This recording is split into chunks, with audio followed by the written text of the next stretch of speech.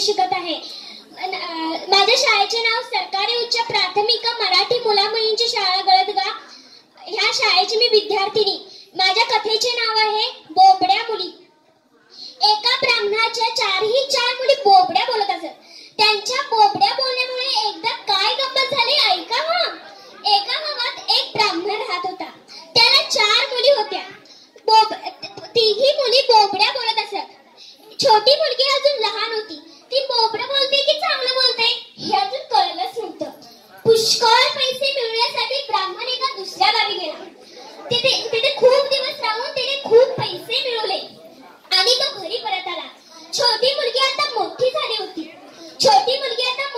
होती। ब्राह्मण घरातल्या झोपाळ्यावर बसला।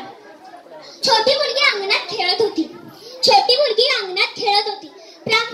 ब्राह्मण मनात विचार आला की ही मुलगी तर चांगलं बोलत असेल।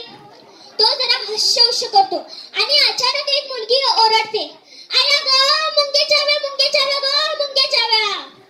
बाप रे, ही पण मुलगी बोबडीस, आता काय करायचं।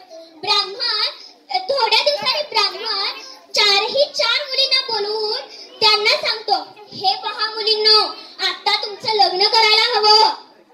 तुम्ही मोठ्या झालायसा। मी तुम्हाला नवरे शोधून त्यांना जेवायला बोलवतो। तुम्ही त्यांच्यासमोर काही बोलायचं नाही। खबरदार तुम्ही त्यांच्यासमोर बोललात तर कळलं? बरं, आम्ही नाही बोलणार त्यांच्यासमोर। सगळीजणी छानसा स्वयंपाक केला, ताटमाट केलं, रांगोळ्या घातल्या, उदबत्त्या लावल्या, सगळं थाटमाट केलं। पाहुणे जेवायला बसले। मुली दारामागे मुकाट्याने उभ्या होत्या, काही बोलत नव्हत्या। पानावरील पदार्थ संपला की वाढत होत्या। पाहुण्यांना जेवण खूपच आवडलं होतं। त्यांनी आपापसात बोलत होते, वांग्याची भाजी का खमंग झाली हो, मस्तच झाली आहे भाजी। हो पण वडे काय सुरेख झालेत हो, मस्तच झालेत, खुसखुशीत। हो पण श्रीखंड तर असं फक्कट झाले की काय सांगू, केशराचा वास कसं घमघमतो। नाही, जेवण तसं चांगलंच झाले हो, पण कढीची चव काय न्यारीच आहे बुवा। वाटी मागून वाटी प्यायशी वाटते। आता काय छोटीला राहावेला नाही। आपल्या जेवणाची एवढी स्तुती चालले पण आमच्या तोंडाला कुलूप हे काय नाही।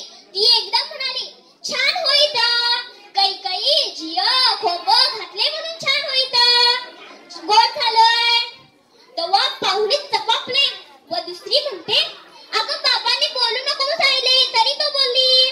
तिसरी म्हणते, ती बोलली तर बोलली, तू कशाला बोलली। चौथी म्हणते, ही बोलली